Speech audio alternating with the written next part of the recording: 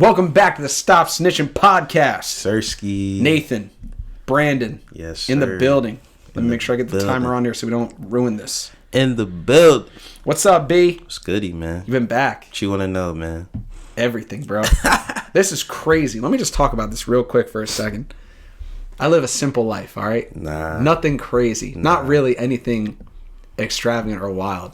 Never considered Brandon to be like that wild, that extravagant, nothing crazy. I text this man last week. And he put it on Instagram. Whatever it is. Last week, I'm like, all right, he may be in LA. He could be in Atlanta. Whatever. It's nothing. Never know. Not any big deal. Never know. He hits me with, I'm in London. Sheesh. I'm like, all right, when you come back? Then I'm going to Paris. Sheesh. It's like, come on. Give me a second here, bro. Yeah. So what's going on right now? Well, just got back from London. Sheesh. Talk Paris. About it. Just jet setting, man. You know, that's the term that I heard today. I'm a jet setter now. Welcome back, bro. Yeah, man. It's good to always be back in the States. Now, man. you were saying, I think I overheard you saying London was a bucket list item for you? Well, yeah, I think London is one of those places where you always hear, like, you know, you want to travel. You know what I'm saying? Like London, Italy, Paris. Like, it's one of those things that you want to check off. So I got to do it. But it wasn't like maybe not bucket list. I don't think that was the right word. I think Milan, like Italy, is a bucket list. Yeah. Like food, you know, like whatever. Yeah. London was just one of those things that I always heard about. Kanye said it in American Boy, like London Town. Like when they told me we're going to London, like that was like dun, dun, from London Town. Mm-hmm. Like it just kept playing in my head. I'm like, oh, that's dope. Yep. And I just know a lot. You know, it's like a version of New York City. Even though I think architecturally it feels like Philly because of like how old the buildings look and like it kind of keeps that colonial kind of vibe, but like the vibe of it as a whole culture, it's like New York. It's like Times Square. You know what I'm saying? Yes. And I always heard like it was kind of like that, so I wanted to experience it. And you know what? If we're gonna get nitpicky, if we can get nitpicky, I'm sure our viewers have to be as well traveled. Yeah, man. Is that there's some jet setters, man? I think it is true. Like, you go to someplace like London is really old. Yeah. I don't know if this is correct, but it feels like something like Paris is older. But when you go to France, it feels like maybe if it's, and again, I don't know the dates, whatever officially we're talking about, but like just the culture, the city, the people, it feels like they hold on to that, you know, graininess of the older culture more than like what you said. It's like London, right? It feels like it's New York City where New York City is, for all intents and purposes, like it's new. Mm-hmm. It's not as old as Milan. Right. Definitely not. Right, you know, it's like those cities have been around forever. Yeah. And I think it was interesting when you were saying that, you know, you were kind of feeling Paris more. Because Paris and London, you can take a train from one to the other, and it's like you are in a completely different world. Yeah, I think Paris is more visually stunning than London. Just like, you know, we took the train from London to Paris, 2 hours. You take the channel under the the water. Yep. So we did that, and then we get to Paris, then we go to the hotel, and it's like right downtown. We were only there for a day, and then we go to the Louvre. Yeah. And then the Louvre is like this. Like I know the Louvre because of the Mona Lisa, but I didn't know it was that big though. Like, oh, really? You were saying it takes three days. Yeah, when we went there, I think they were saying it's like a couple days, at least a couple days. Yeah, which I can see now because it's like it kind of just like surrounds you, and then there's this thing in the middle where you go pyramid, the pyramid thing, and then you go down into it, like, and that's a whole section. So, I mean, it just felt more grand than London did. Like Paris, everything in Paris felt bigger. You know what I'm saying? It was a little more spaced out. Obviously, we saw the Eiffel Tower. What'd you think? I mean, it's one of those. We didn't go into the Eiffel Tower, so I didn't get that experience of it. I never have either. We saw the outside of it, but it looks incredible though. Like the line is always like 4 hours. Well, yeah, you need to get your tickets. So initially, you can eat up at the top. It's a restaurant. That's crazy. They have a couple concourses within it, but initially you can get tickets to where you can walk to the first concourse. You can walk up. It's like 670 feet up. Then you can obviously take the lift up, and then you can obviously go to the top. But that's like, you need to get those tickets like way in advance, unless you know somebody. You know what I'm saying? So, I mean, we were like initially, Danny, Troy's wife, was gonna like, she got us tickets to like walk up, which was like a little workout. You know what I'm saying? Yeah, it's gonna be a workout. So we didn't end up doing especially that. holding the camera. Yeah, that would have been hard. But I mean, it was just one of those things that you know, it's cool to see in person, and we saw it at night, so it was like lit up and like all these different colors, and shit every hour. Yeah. Then we saw Notre Dame Cathedral. What was it like? Because it lit on fire. Yeah, lit on fire. So it was still like pretty much there. I mean, there were definitely cranes there. They were still working on it, but you could still get the essence of it for sure. Oh, okay. So it wasn't like it was completely burned down. The Hunchback, bro. The Hunchback of Notre Dame. Yeah, man. Then we saw. Can I ask you a question though? Yeah. Because you're in the unique position where you have seen a wonder of the world. The pyramids are a wonder of the world. What are the other wonder? I think like the Taj Mahal, right, or something. Is the Taj Mahal the wonder of the world? Yeah. While I look up what the wonders of the world are, I think that I'm gonna look. But from like, I feel like for most people, right, seeing the Eiffel Tower is like a bucket list thing. Yeah. And seeing the pyramids is also a bucket list thing. Do you?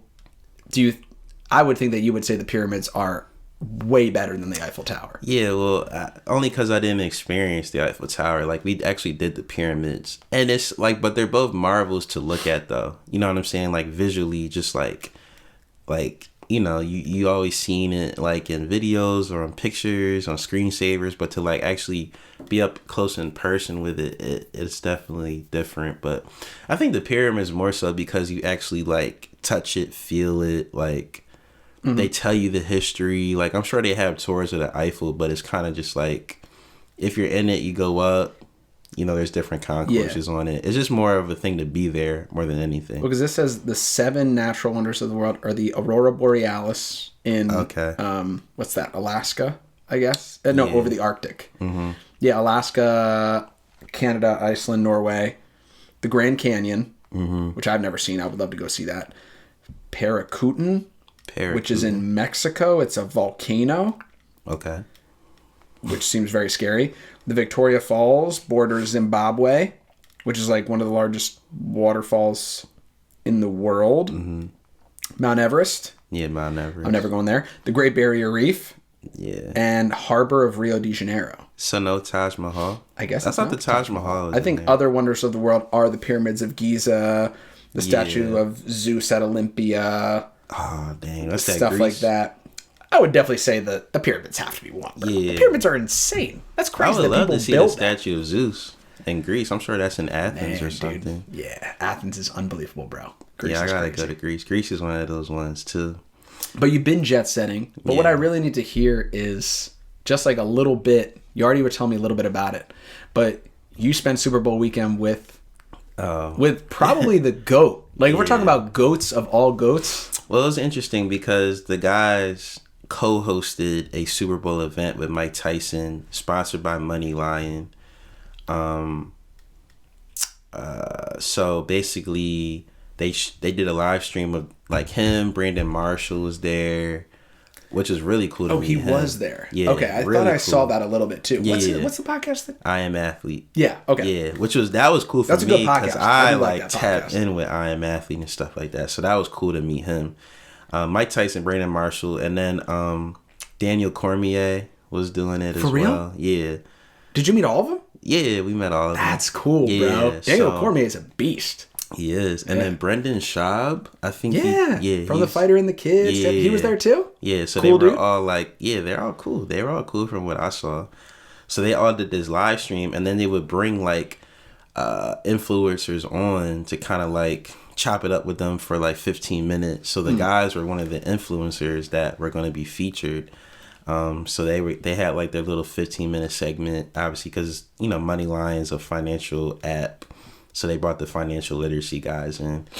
But yeah, Mike was cool, man. Like, he came in, he was smoking, he had his kid with him, like, and obviously, like, Mike Tyson walks in a room and you just feel like the energy shift. Like, you're like, all right, like, the big dog is here. People aren't flocking to him, but they're kind of like slowly like getting in his area, because it's like Mike Tyson is so imposing that you don't want to just like infiltrate his space, but you want to get in a position where it's like, all right, I need a picture with him for sure. So it was kind of like that, and I've never seen that before. Like, usually it's like you see a celebrity and people like flock over to him. This was like more of like a cautious, like, all right, like, I want to flock, but I also could get punched in my face, so let me just kind of like play my cards for real, punched in your face. Yeah, for real. Yeah, but he was chill. He was smoking. He had his toad. Like, I think his brand is called the Toad. So he's smoking his toad. Yeah, the toad thing is like a psychedelic experience. You actually I thought that was the actual. So it may be his brand of it, but it's a, I don't know whether you're actually licking a toad, but it is a psychedelic experience that I know he's taking. It's like you're dropping acid. It's like I don't think a full mind. But no, I'm sure he wasn't. Yeah. Well, if he was doing that while he was on a live stream for the Super Bowl, then, I mean, he's next level, regardless. So I think, he was, whatever his strand is, he was smoking that. He was in his zone though. He was cool. Like, but he's a professional though, so it's like he knows when the camera's turned on, I gotta be what I gotta be. But outside that, he was chilling. Jalil wanted to get a picture with him, and this was at the end of the event, and so many people had come up to him at that point. So I'm like, all right, let's get the picture. Take one. Jalil's like, all right, I gotta get one with the shades on it. And Mike looks like what you mean? You know what I'm saying? Yeah. But he looks at me. He's like, yo, what's going on? I'm like, yo, he's trying to get changed. Like, he's trying to put his shades on. But I can't say that to him because I don't know what's going to happen. So it's like he strikes the fear in you just because you know what he can do. It's not even that he's going to do. It's just like you just know that it's a possibility and you don't want to spark that. So you're like, come on, bro. Put the shades on. Hurry up, bro. Hurry up. But it turned out good. But yeah, man, it was a cool experience. It was at Lenny Kravitz's house, which I guess he just rents out. Like, that's what you do at that level. You rent out your incredible mansion on the Hollywood Hills. And that was definitely one for the books for sure. Yeah, dude, that sounds like an amazing experience, bro. Seems like, a lot of times you can do like all these cool things, but once in a while you're like really in a room with like these people where you're like, wow. Well, I feel like that a lot because it's like, even when we went to London, I feel like I don't take it for granted. Like, I never would let myself do that. Like, we're in London, then we're in Paris, and then we're back in London. Like, and it would be dumb for anybody to take those experiences for granted. You know what I'm saying? People like, do though. Yeah. It's just like you just appreciate where you're at and like what you're able to do. And like one of the days in London, I just had time and I just was walking around. Like, I walked to the Buckingham Palace, saw that was cool. Did London Bridge, like even walked through like their Central Park area, which is really cool as well. Like, I tried the tea. Like, I tried everything. You know what I'm saying? Like, tea and biscuits? Yeah, tea and biscuits, man. So I just kind of just taking it all in. So, like, hopefully, we'll be able to go on more trips. And I'll just do the same thing. Like, just appreciating the moment. Yeah, man. You got to, that was so funny. Like, when we were just with my parents, they're so excited to see you. And, like, hear about all your experiences. And I was like, you know what? That's like, I'm the same way. Like, you can't ever take that stuff for granted. I think it's hard. So I think it's hard.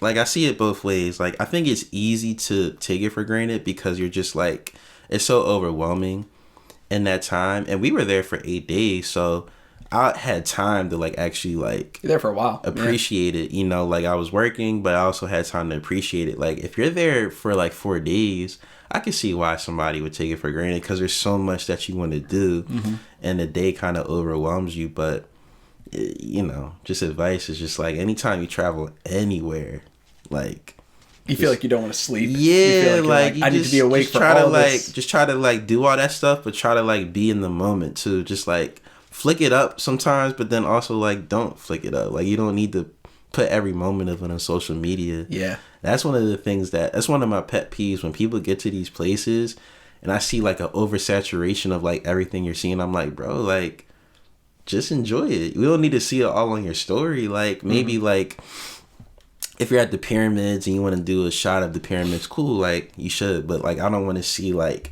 all those little dots on your story over and over and over because I'm like, all right, like you're not really enjoying it now you're just like flexing, and I don't like that. Like go somewhere, enjoy it, and then get your pics off or whatever just from memories, and if you want to flex, but don't like overdo it because it's like now you're really not enjoying it. I think it's like a benefit though, like you have so much experience where you feel that way, but I get from the flip side too where it's like if you've never been there before, it is a flex. Like you are showing off that you're on the other side of the world. That's like, really what you do it for.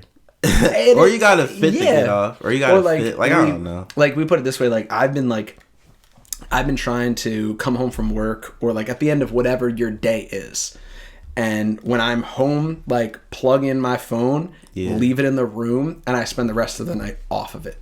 That's hard. That's what I really try to do, and I feel like it's easy. It's easier for me than I think because I spend all day on my phone, like phone calls, text messages, emails, like, and I know you feel the same way where you're constantly checking in on all these things. Yeah. And I feel this like natural disconnect when I plug it in and walk away, even just to eat dinner. Yeah. And watch like one episode of a show, like 90 minutes. Yeah, just no phone. Just focus on being where I am right now because I feel so, the ability to disconnect becomes so hard when I'm still engaged in my day through my phone. I think what helps that is that you're also engaged in living with your soon-to-be wife. So it's easier, like... Sure. When you're not coming home to like a boring life where you're like, I don't have anything to look forward to. But like when you have somebody to share that with, like when Karina and her daughter was there, I was like, I didn't look at my phone just because you're just like chilling, like, you know what I'm saying? But like when they left and you're just in the hotel room, you're like, all right, well, I was probably watching JEEN-YUHS or something like that, but you're still on your phone. So I think that plays a part in it as well. Like you just have something to go home to at the end of the day. So it's easier to make that time because that would probably be the only person you would be texting anyway if you weren't together. So, well, going off of what you're saying about JEEN-YUHS, because I wanted to talk about this since now all the parts are out. If I was gonna like rate every episode, I like that it was week by week, and I like that they were like hour and a half each time. That's a lot. They were epic. That's a lot. 20 years worth of footage. For anyone who doesn't know, we're talking about the JEEN-YUHS documentary on Netflix. For every old person, if you don't know what we're talking about, then you just like, and for every hater, idiot on Facebook, friend of my parents, whatever, who's like, well, I'm not watching this Kanye West documentary because of blah, blah, blah, and I don't like Kanye because the last 2 years. First of all, shut up. Stupid. Watch this because you don't know what you're talking about. You have no appreciation for him as an artist. You don't know who he was 20 years ago, making the best version of, maybe it's a genre of music you don't like, but I can still appreciate that, bro. I don't have to be a fan of Elvis Presley to see that trailer come out and be like, I need to see that, and I need to listen to Elvis Presley. I need to just like stop with all this nonsense. Is that what's happening on Facebook right now? I'm pissed, bro, for real. Really? All these idiots who are just like, this person has been this way for 3 years, so I judge who he is off of his entire body of work because he's something that all the investigative information that you want to look into for the Ukraine and Russia and presidential elections, but you're willing to just write someone like Kanye West off. Right. Am I crazy for thinking that way, bro? I think I can see people just because I'm like passionate about who he is, and I will be the first person to say, since My Beautiful Dark Twisted Fantasy, Jesus, kinda, The Life of Pablo, but those first 3, 4, 5 albums that he made, it could be some of the best rap music next to like Jay-Z or maybe Drake in modern music that we've ever heard. Yeah, that's a fact. And if you're not going to take the time to appreciate Because, by the way, for people who don't know, this is not a documentary commissioned by Kanye West about Kanye West. Yeah. This is a BC TV Media, Channel Zero. This is like your boy making a documentary about you, investing in your life. Yeah. Can you imagine? Well, you can imagine. Imagine everything works out, right? And Jaleel, 20 years from now, turns into that Kanye West figure. And you ride that wave with him. Yeah. And you get to that. That's a real feeling that you can have. But whatever. All I'm saying is, if I'm ranking it episode by episode, those first 2 episodes are A+, bro. Incredible. A+, incredible. The music, the moments, his family, his friends, his mom, the raps, the people he's in. It's spectacular documentary, everything. I think it's a huge cliff fall on the third one. The third one I'm giving like a C+, maybe. I didn't need it. It was all current events. None of it mattered to me. I appreciate they talked about the mental health struggles and everything like that, because I think for regular people, you just look at him as being a crazy person. Where, I think after you watch the first 2 episodes, you if you can't empathize with him a little bit, feel bad for him a little bit. He's had a hard life, man. That's not this is not the Prince. He's not just going all the way up the ladder and just being a baller. He's not just becoming Ye. Yeah. There's a lot of struggle that gets to that point. Overall, I would still say the documentary is an A-. I didn't need the 3rd episode. I get why they had to do it. I think it's easier to pitch it as a trilogy. And I was telling you earlier, is my favorite part about the 3rd episode was seeing Cootie's family, his daughter, seeing his life develop, getting nominated for things. I was like, wow, this guy's been working so friggin' hard for his friend to get to this point. I think it's fantastic. I think if you're not watching, you're foolish. And I think it really genuinely gives you insight into a modern day classic, a true artist. A true artist.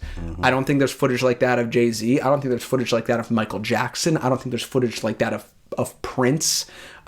We have the Beatles thing on Apple or whatever. But even that's not the same. It's insightful, bro. It's so powerful. It's moving to see someone believe and work that hard to get to that point. Yeah. And it's just Kanye, so people write it off. I'm sorry.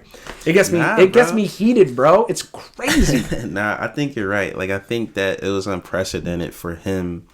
Well, it was unprecedented for Cootie, which was a big part of why Cootie's getting a lot of love, is because he had the foresight to be this guy is different. A lot of people from Chicago are doing it, but this guy, he's different. Whatever his energy is, I just need to go follow that. And then for Kanye to have the insight to be all right, let's do it. Let's just document it. You know what I'm saying? Kanye always had this crazy belief in himself, which we still see today, probably even more so.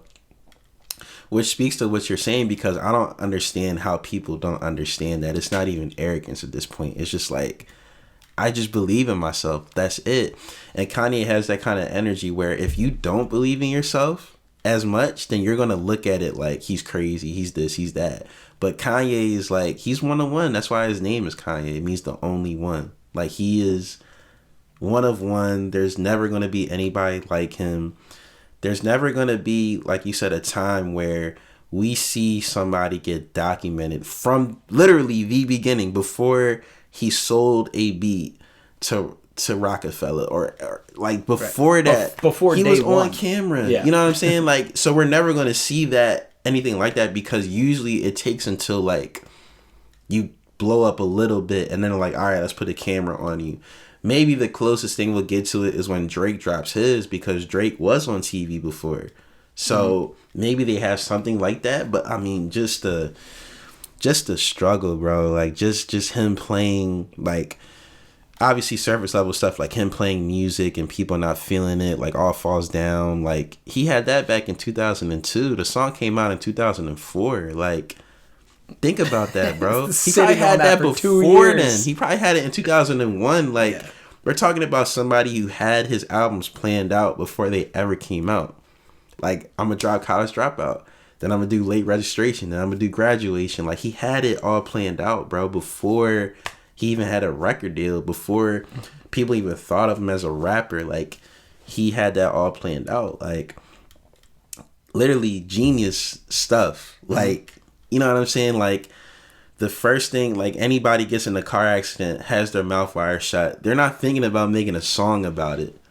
You know what I'm saying? Yeah. Like, that's the first thing this guy's thinking about. Like, even the scenes where they're in the dentist office and they're recording it.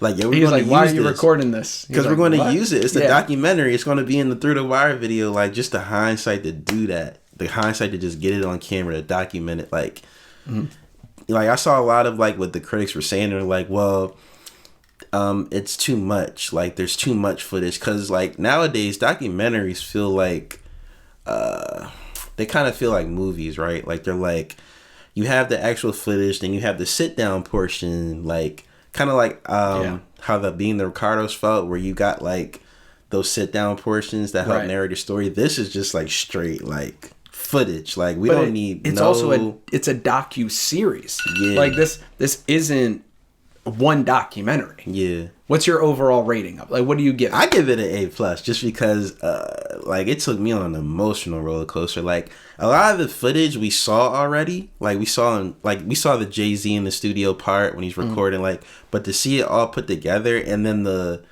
other footage that we didn't see, like, especially the stuff with his mom, like, yeah, that I would made say everybody tear up, man. Like, yes, if you're gonna watch for one reason, watch it to see his mother love him, because it puts into perspective why Donda, the album, is so incredible and important. Because you're like, look at what his mom was to him: business manager, mom, support system, lady that knew every single rap word for word. Like, you don't see that a lot of times. So to lose somebody like that, then you see why 808s was birthed and why he went and he took this turn and why he became who he was. But you just get to see it, bro. So it's like you said, if you don't have an appreciation for him now, then you're just a hater. Like, you didn't want to in the first place. Like, there's no way you can objectively not appreciate who this man is after watching that. Right. Even not as I would say this, doesn't even necessarily have to be as a person, but as an artist. Artistry. You can't deny it. Stop snitching. The big story of the weekend that we went to go see is The Batman. The Rat with the Wings. The Rat with the Wings. Now, no spoilers, obviously, here. That's not what we're going to do. But I feel like I kind of want to format this in a certain way so at least we can figure out the best way to talk about this. So my first question for you is, I feel like the ultimate bar to hit is The Dark Knight, right? Now, I feel like that's fair of, like, any superhero movie at this point. Like, I don't think any Marvel movie has ever hit the, like, cinematic scope, depth, darkness, true, like, film noir that The Dark Knight has ever presented. Personally, I loved the Batman, the new one. I don't think it hit that Dark Knight point, but I think it is fair to say this is the first of what is assumed to be a trilogy. Yeah. And I would put this bounds above Batman Begins. Yeah. It is unbelievably better than that. Yeah. And that is where I would start my review for it. I would say, I feel what you're saying. I think they're two different movies. So I think Batman Begins and The Batman are two different movies, because Batman Begins is the true origin story of, like, how Bruce Wayne got to the point of beginning to be Batman. This kind of puts you right into the action. Like, he's already Batman. He's already the Cape Crusader. He's already the vigilante. Like, all of these things that Batman Begins took to explain, they're already understood, right? So now it's right into the action. So I kind of, like, it's hard to compare, because it's like there were so many cues taken from the Christopher Nolan series that it's like you kind of got to put that in its own thing, like, just off the rip, right? I agree. There is no The Batman without The Dark Knight. Right. That's true. Right. And I think the director, I think Matt Reeves was his name, did that on purpose. Like, you could tell, like, he wanted to do this justice. Like, he did not want to mess this up. So I appreciated that. But in its own, with The Batman being its own thing, I mean, I thought it was just incredible. Like you said, like, the darkness that they took it to, the moral angle that, like, the morality that I think Bruce Wayne was trying to find throughout the whole thing. Like, he really understand it. I think more in this one because it's like Batman Begins is like Thomas Wayne is still like just like this beloved figure like that could do no wrong, right? Mm-hmm. Like, we always were taught to revere him. Now it's like in the Batman, now it's a little flip. We're like, all right, like, we know he meant good, but he did some dirt too. Like, he probably mm-hmm. had some of this coming his way just because of the circles that he was dealing in and stuff like that. And we were talking about this earlier, like, now flipping that to Bruce's perspective, right? Like, Bruce was an orphan, which they talk about in the movie, but he wasn't your typical orphan. Like, he was filthy rich. He lived in a mansion. Yes, both of his parents died, but then he had Alfred. Like, he had way more resources than the average orphan does. But that doesn't take away from the fact that he was an orphan. He did grow up without his parents. He grew up without fatherly guidance from a brilliant person. You know what I'm saying? Mm-hmm. Like, this is all hard to take in. And then as you start to find yourself as a young man, you start to see what's going on in a place like Gotham, which is assumed to just be like the hell depths of hell. Yeah. Like, you know what I'm saying? Like, imagine growing up. So you become reclusive, and then you find your purpose in being this, you know, Cape Crusader, because you're trying to right the wrongs of like what people are saying that your dad did, what he didn't do. Like, you're trying to fight all of this in the midst of all of this corruption. Like, mm-hmm. Like, you kind of feel all of that in this movie more so than in the Christopher Nolan series. Like, the Christopher Nolan series, you're kind of just like, he's fighting just because that's what we expect him to do. In this one, it's like he's fighting because he's not only fighting the people, but he's fighting himself too.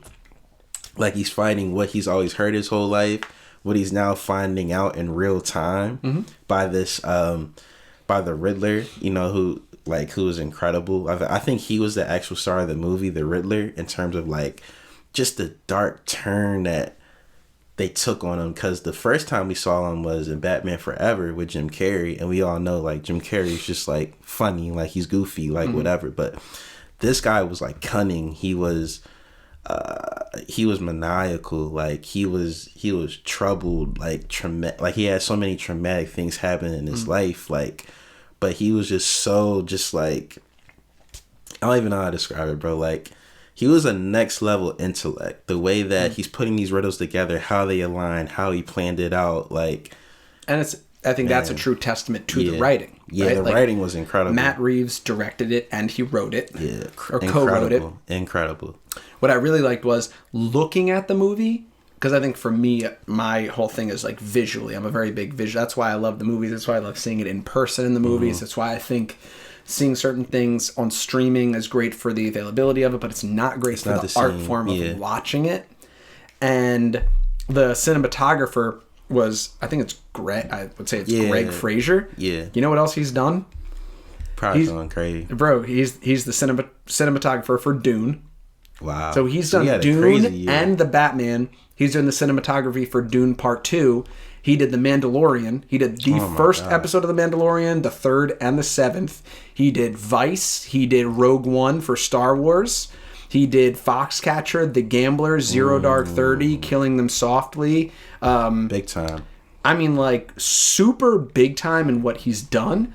But all of those movies are some of the most beautiful looking, stunning, cinematic, and very different. I mean, Vice was, you know, that was Dick Cheney and, you know, more of a political sense versus Zero Dark 30 for war versus Dune, which is sci-fi versus the cinematic universe of DC. I mean, he's well-rounded. The visual aspect of the Batman, I think, was its strongest point. And I think that for me, it can go head-to-head with The Dark Knight in the way that it was shot, in the lack of color, the dark, the emo, but the use of the color red and blue. There was very specific takes on it that I know Adriana wanted to die slowly next to us as we were watching it, but that movie could have been 4 hours long and I still would have sat there. But that was my thing. It was like, it was a 3-hour movie, but I was in it the whole time. I did not Sometimes even in the midst of like incredible movies, like if they're that long, you kind of lose a little bit because you're just like, all right, like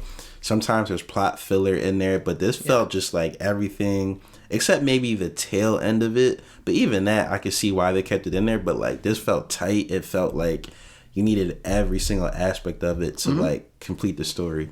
So for you, for the Batman, who was your shining star in the movie? I'm sorry, it does not have to be a person. It can be an element of the movie. What was the shining star for you? I think so there's a couple, right? I think one of the shining stars was the take on Batman, the perspective that we got. Like, not Robert Pattinson killed it, but it was just like how they, like, their perspective on it. Like, I heard they based it off of Kurt Cobain, which you can see it, like, this troubled, super talented, super, like, you can tell this is a great person at heart who just went through a lot of shit, and now their view of the world is, like, distorted. So now they're trying to, through whatever their gift is, like, with Kurt Cobain, it was music, like, that was his gift. With the Batman, it's his intelligence, it's his strength, it's his, like, it's just, we all know what the Batman is. So, like, using your gifts to then make the change that you feel like needs to be made in the world, like, I loved that part of it. Like, I love that turn on it because it humanizes them a little. Like, you kind of feel like you could be Batman because you're like, well, if I went through what he went through, I would probably feel the same way, and I probably wouldn't be able to trust anybody. You know what I'm saying? Yep. And what stuck out to me, even in all the Batman movies, it's like, as dark as this movie was, and as Batman is as a whole, it's crazy that he doesn't kill anybody. Like, he can't. Like, just that juxtaposition of this gory, dark kind of feel to the movie, yet nobody actually dies. Like, you don't see somebody, like, in Superman, he's lasering somebody, he dies. Like, you know what I'm saying? In Batman, it's like, he never kills anybody. So, like, to be able to toe that line between being enraged, but also to have the discipline to not kill somebody because you're still holding onto your moral, like, your morality, like, I felt that was, like, more transparent in this movie more than ever because he had every right to kill anybody, especially in the last scene when he was literally, like, punching this person out and he still didn't kill him. Like, he's getting out all his rage and still didn't kill him because he can't, because he knows he stands for something bigger than that. Like, that stood out to me in this movie. And then obviously the Riddler was just like... So you would say that who's it, Paul Danis? Is that his name? Paul... The actor? Yeah. I think so, yeah. Whoever that actor was... Oh my God. Yeah. Riddler. Like, y'all just gotta see. Like, he was... No, who's the Riddler? Yeah, Paul Dano. Yeah. Sorry, Paul Dano. Yes, he was spectacular. I would say my, like, shining star in the movie for me it was the writing, it was the storyline. I felt that the Batman gave like an ultimate sense of purpose to the character that I had never felt like I had really engaged with before. I feel like in a lot of, or every Batman prior to this, it's really always whoever the Batman is facing represents his purpose for this episode, right? Like, I'm fighting this to fix this problem in who that is about the world. The Batman felt much more introspective. His sense of purpose changed with who he met, who he was fighting, and who he found out about himself. Yeah. And in other Batmans, I never felt like we got that point. It was always traditional comic book lore of, like, J. Draws find you. Of who's the bad guy, and we fix that issue. Right. But with the Batman, it was more about who he was. The storyline changed with what he found out about himself in his life. Yeah. That was the difference for me. I was like, oh, I think that's why I was so engaged with it. I was like, yes, tell me more. Tell me more about this guy's life, this horrible, damaged black hole, this void. How do you get to be that person? What is it? Yeah. And they gave some perspective to that, and I really appreciated it. Yeah. And I also felt that I think Robert Pattinson is the most underrated actor. A-list actor. I think because currently. He got typecast because of the... He's so good, bro. Yeah. Like, outside of Twilight, which, by the way, he was not bad in. Right. It just became big. He did it. What are you supposed to be mad at him? He made $1 bajillion off that, and then he could do whatever he wanted. But, like, if you haven't seen Robert Pattinson act choose any movie after Twilight that he has been in, it's good. Yeah, he's good. It's always good, man. Yeah. And he really did bring this other dark element. He already had that personality anyway. He has a great ability to really act without the words. I mean, you felt it in his even him getting in shape, those scenes of him laying over his back, scarred, grabbing. Yeah. He never felt like the Bruce Wayne that was undefeatable. Right? There were really moments in the movie where, no spoilers, he was really getting his ass kicked, bro. Yeah. And you felt that. You're like, oh, right. Because isn't that the whole point of who Batman is? He's not Superman. He has to be smarter than you. He has to outwit you. He's outthinking you. His strategy is better.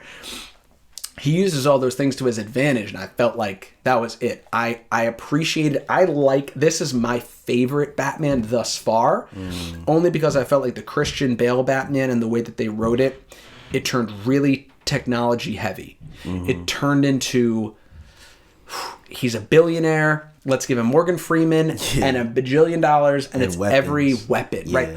All those things. And in the Batman, I don't know if you noticed this, they never really got into his gadgets and stuff. He had them, he used them, and they were effective, but it was never this giant thing. Yeah. It was just who he was. I think it might turn into that, because if you remember Batman Begins, it was kind of the same thing. Like, when he was training with the League of Shadows, that's where he honed in his ability to fight combat-wise. So that was kind of like how he was fighting in the movie, but it did end up turning into, like, the gadgets, because when you face somebody like the Joker, you're going to need that, because he's just as maniacal and he's just as smart and resourceful.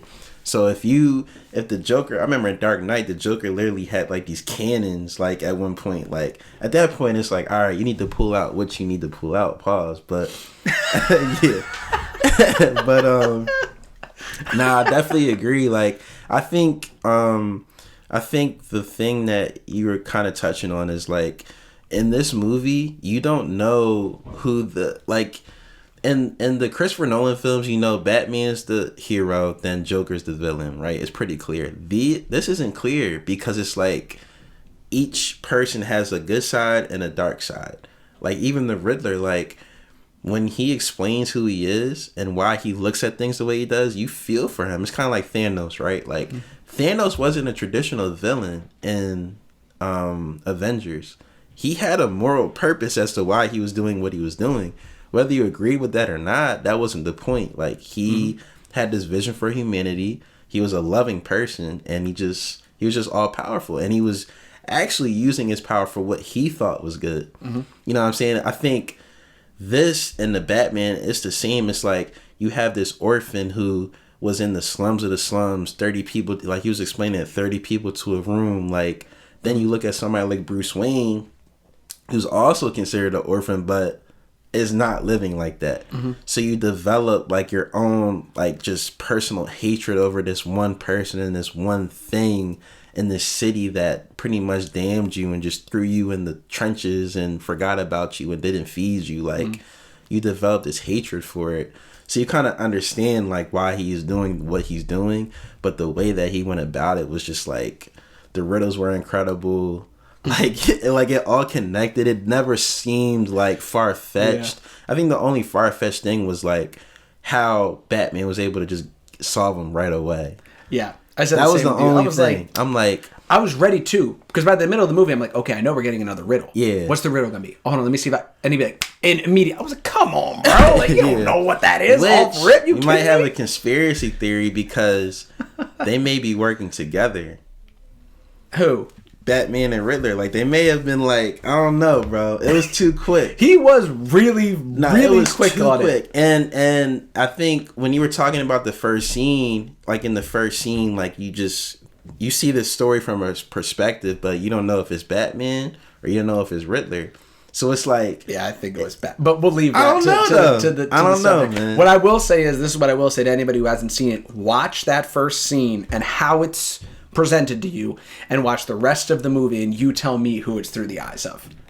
And I think for me, that changes everything about the movie. But we can't go into that. That's too much spoiler. We can talk about that later. Yeah. But what I will say is, which is what you were hinting at, is for me, outside of the idea of figuring out who Batman is, which is why I loved it, I really appreciated there was a lot about this story that highlighted not like the motif, but like the sense of how we are all subject to circumstance, and how circumstance is not fair, and circumstance can't you like you say, you can't have like a title to it. We can't both be orphans, because your experience of being an orphan and my experience of being an orphan are different things. I could get a family quick, have the great rest of my life. You could not, and then you can't call me an orphan. And how I felt like that was a really great underlying tone that they didn't harp on a lot, but if you picked up on it, so much of our hatred nowadays and a lot of the issues we have is that we can both be titled the same way, have two different experiences, and you judge me, and we're of the same class or same culture or same race, and we live two different experiences, and you hate me for that. And I felt like by the end of the Batman, they had played that out well enough without just hammering me over the head of morality, which I appreciated, because I wasn't there for that. Is like, you got to see these two people play it out, and then you got to see them reconcile it together. Yeah. And well, kinda. They had it out, like they were able to just like have it out, and I think that's when they started to understand each other more. It went from I hate you, you hate me, to like, oh, like we both kind of have a point. Like, even though I don't agree with you and how you go about it, like I can see why you're approaching it the way that you are. And you're damaged and I'm damaged. Yeah. And you're right. We both started differently and ended differently, but we both are of the same title. Yeah. Right? Yeah. The way that our lives began was really crappy. But I went one way and you went another way. And the ability to reconcile that with someone where you should be able to look in the mirror and see them as similar as your peer and end up in two totally different realms. And like you said, I like that too, is that, I mean, the Riddler's wrong. I mean, you're doing very bad things, but also, you know what? Was Bruce Wayne doing enough for his city? Was he helping those people? Or was he a recluse? Was he so enveloped in himself he would rather self-destruct than spread love? Yeah, is that a sin too? Right? Yeah, and they didn't really. They touched on it in one scene when the mayor-elect comes to him and is like, "Yo, you're on the Wayne family, but you're not really doing a lot." Like, they kind of touch on it, but they don't like go into it. That would have been a good angle. Like, and I think we give, there's a lot of it's a long movie. Go see the movie, but I think they gain an ultimate respect for each other, because it's like, all right, like to get to this point, the Riddler had to do so much. So just for that, like, you get respect, just like on a general level. Like, you are a genius at whatever you're doing. Then the Riddler respects Batman because it's like, you're a genius just for being the Batman and just like taking this down all by yourself, essentially. So like, there's moments where, again, they kind of level off a little and they're like, all right, like, this is pretty cool. Like, and even if viewing it, you're like, all right, this is pretty cool. Like, it's your ultimate adversary. Yeah, like the Riddler's doing his thing, but Batman's is also doing his thing. Like, just taking it down, like getting the riddles right away, solving it. All right, what's next? All right, what's next? And then, I don't know. It's so much I don't want to give away in the movie. But is the Batman worth going to see in theaters? I think you have to.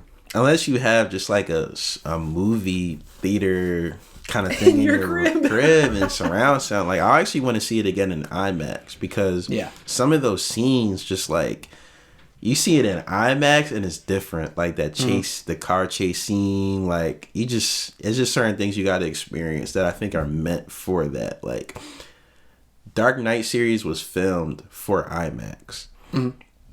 Like these big time movies are filmed a certain way because you're supposed to see it in that way. You pay the extra money to go experience it.